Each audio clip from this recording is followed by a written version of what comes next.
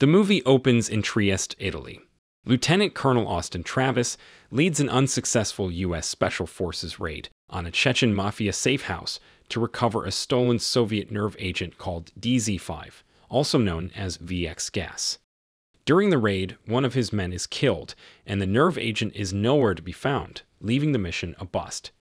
3 months later, Dr. David Grant, a U.S. Army intelligence expert, is informed that terrorist leader El-Said Jaffa was abducted from his daughter's wedding by an unknown entity and anonymously delivered to U.S. authorities.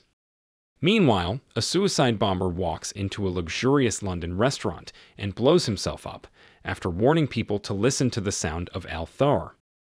That same day, Oceanic Airlines Flight 343, a Boeing 747, leaves Athens, Greece, bound for Washington, D.C., with over 400 passengers on board, including U.S. Senator Mavros and a disguised Naji Hassan, El-Said Jaffa's deputy director. Soon after takeoff, Hassan and his men, having sneaked weapons on the flight, hijack the plane and sends a message under the name Al-Thar demanding Jaffa's release.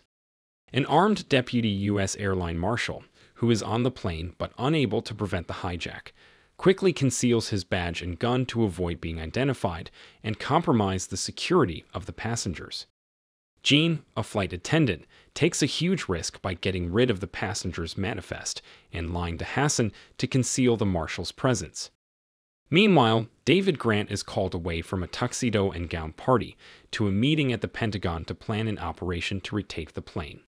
While the Secretary of Defense and everyone else around the table, including Austin Travis, who despises Grant and holds him responsible for the failed mission in Italy, agrees that they must plan for a ground strike on the terrorists as soon as the plane lands, Grant doubts Hassan's demands, suspecting he engineered Jaffa's capture himself, and intends to use the plane to detonate a bomb loaded with the DZ-5 nerve agent into U.S. airspace. Grant strongly advises the Secretary not to let the plane reach U.S. airspace, much less touch U.S. soil. He also reveals that the name used by the terrorists Al-Thar is an ancient Arabic form of the word revenge. Not willing to destroy the plane and its 400 passengers without proof that the plane is truly a threat to the United States, the Pentagon opted to send Travis's team on a mission to infiltrate Oceanic Airlines Flight 343 mid-air, using the experimental airplane Remora F-117X, invented by DARPA engineer Dennis Cahill. Travis requests Grant's presence on the plane for live intel, somehow knowing that Grant is deathly afraid of flying. Grant and Cahill both agrees to join Travis's team to intercept the plane. The Remora intercepts and docks with the 747 in midair. The boarding is only partially successful, though due to strong turbulence, causing the team's bomb specialist Cappy to fall and break his neck. Grant boards the plane to assist Cappy just as the 747 pulls up, overstressing the Remora's docking tunnel. Travis sacrifices himself by closing the 747's hatch before it decompresses, saving his team but killing him and destroying the Remora. On the plane, the surviving team members, Rat, Cappy, Louis, and Baker, along with Grant and Cahill, reassess their situation. Cappy is alive but immobilized, having fractured some vertebrae. They only have access to half their gear, no sleeping agent, and most importantly, no radio and no communication equipment, leaving the Pentagon completely unaware of their survival. With limited options, the team, now under Rat's command, use spy cameras and microphones to observe, locate, and assess the terrorists, while covertly searching the plane for the suspected DZ-5 bomb, with the aim of neutralizing it before storming the cabin. During his search for Hassan, Grant accidentally compromises himself to Jean, who keeps quiet about it despite Hassan's suspicions about her. The team finally locates the bomb, and Grant is proven right when they find out the bomb has enough DZ-5 to take out half the eastern seaboard on its own. Cappy analyzes the bomb and reveals it has a barometric detonator, meaning it will detonate upon landing, but assures his team he knows how to neutralize it. They call upon Cahill to assist Cappy, who is still immobilized with the bomb, while Grant and the others take positions all around the plane to hit it as soon as the bomb is neutralized. Cappy guides Cahill and successfully disarms the bomb. He advises his team that the bomb is secured, but just as they're about to attack, Cappy calls off the attack, having found that the bomb has a remote-controlled trigger and someone is testing it, meaning someone on the plane can still detonate the bomb at any moment. Cappy then succumbs to the pain meds he was given earlier and loses consciousness. Meanwhile, Jaffa, released by U.S. officials in an attempt to resolve the situation, calls Hassan from a private jet to tell him he is free, and on his way to Algeria, and extends an offer from the U.S. government to acquiesce to all of Hassan's demands, in exchange for releasing the hostages. Hassan, while rejoicing in his leader's freedom, informs Jaffa that his mission is not finished, as he intends to strike a sword deep into the infidels. Jaffa tries to reason with Hassan, but he abruptly ends the call, forcing the Secretary of Defense to order an airstrike on the plane, having received no updates from Travis's team. Following the phone call, Hassan is confronted by his second-in-command, who is challenging Hassan on his decision not to divert the plane back to Algeria now that their leader is free. Hassan reveals their real mission is to strike a death blow to their enemies, which his lieutenant disagrees with. Hassan assaults and kills his lieutenant, and then orders the others back to their position. Grant, having overheard the whole exchange, realizes Hassan's men are unaware of the bomb and Hassan's true intentions. He also aptly deduces that the bomb's triggerman is not Hassan or one of the armed terrorists, but a sleeping agent hiding amongst the passengers. Grant and the team decide to look for the passenger with cameras hooked to the main cabin, while Cahill will attempt to figure out how to neutralize the remote detonator. Just as Cahill is about to execute his own theory and cut a wire, Cappy awakens to stop them and resumes working the bomb with Cahill, while Grant rejoins the team to look for the secret triggerman, whom Grant is certain will be Jean-Paul Demuth, one of Jaffa's men believed to have built the bomb. Grant uses a camera and, having bypassed the plane's phone system, to secretly communicate with Jean, whom he trusts in assisting them with finding the triggerman. While he's giving her instructions, she gets attacked and threatened by Hassan, who points his gun at her, but she's able to lie her way out of it.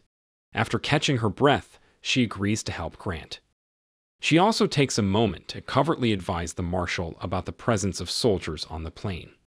While going around tending to the passenger's needs, she spots a passenger with an electronic device that looks just like what Grant described to her, so she silently communicates the seat number to Grant.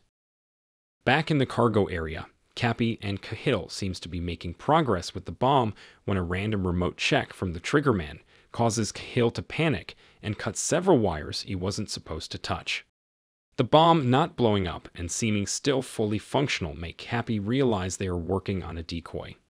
The real bomb's computer is underneath the one they've been working on all along. Meanwhile, the U.S. airstrike has finally reached the plane and are attempting to divert it from its course by threatening to attack. Hassan refuses to divert and calls upon Senator Mavros, who offered himself earlier to negotiate in an attempt to boost his political popularity for the upcoming elections. Mavros asks to speak with the President of the United States directly, but is denied by the Secretary of Defense. He is then killed by Hassan in a demonstration of his ruthlessness. The plane getting too close to the fail-safe line, the Secretary of Defense has no choice and orders the fighter jets to attack the plane. Luckily, Grant intercepted the exchange and is able to communicate with the fighter jets through Morse code from the taillights that they are on board, requesting an extra 10 minutes to neutralize the bomb and retake the plane, despite already crossing into U.S. airspace. As soon as the secretary overhears the team's mission code as part of the message, he agrees to give them 10 minutes through a coded message of his own. Knowing they need to act now, the team gathers behind Grant to allow Cahill and Cappy 5 more minutes with the bomb and then attack no matter what. Out of desperation, Grant abandons his position and contacts Jean to use her help to enter the main cabin in an attempt to take out the suspected triggerman by surprise, but he turns out to be an innocent passenger. Grant is then proven right once more by spotting Jean-Paul Demuth sitting on the plane. He shoots the remote away from him and engages him in an intense brawl. Hassan attempts to shoot Grant, but is himself shot by the federal air marshal. The commandos storm the cabin as a firefight ensues. Grant struggles to wrestle the remote detonator from Demuth's grip, while Baker and Rat gun down several terrorists. Louis assists Grant by fatally shooting Demuth and eliminating the remaining terrorists. Demuth, however, manages to arm the bomb before dying, and stray bullets from a terrorist's weapon pierce a passenger window, causing explosive decompression and killing 3 passengers. The bomb is disarmed just in time by Cappy and Cahill as the plane regains stable flight. Grant confronts Hassan and shows him that the bomb is neutralized. In a final act of desperation, a wounded Hassan sprays the cockpit with bullets, killing the pilots before being shot and killed by Rat. With the pilots dead, over 400 lives on the line, and a bomb on board, aerophobic Grant, despite his limited flying experience and never having flown solo, assumes control of the plane and attempts to land it at the designated runway, but misses the approach to Dulles International Airport, forcing him to go around. Knowing he's not good enough to turn the plane around and try another approach, Grant recognizes the area surrounding his training airfield and decides to head there instead. The landing is sloppy and quite damaging, as the airfield was never meant for a 747, but fortunately, none of the damages and impact triggers the bomb, and Grant is finally able to safely land onto a sand berm at the runway's safety area, and the passengers are safely evacuated. Having finally exited the plane, Grant witnesses the bomb squad taking away the bomb, and Cahill gives him his lucky straw that helps defuse the bomb, before departing in search of the biggest drink available. Grant then witnesses Cappy getting loaded onto an army ambulance, along with the rest of the commando, who stops to respectfully salute him before departing. He is then joined by Gene, who asks him who he is.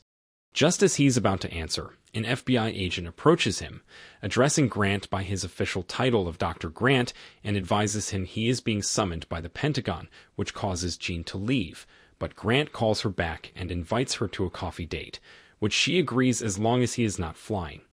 They both laugh and get into a car on their way to the Pentagon. If you enjoyed this video, don't be shy to hit the like button, and if you disliked it, hit the dislike button twice, just to be sure. It would be best if you watched the whole movie. Thank you very much for watching. Please subscribe for more videos like this.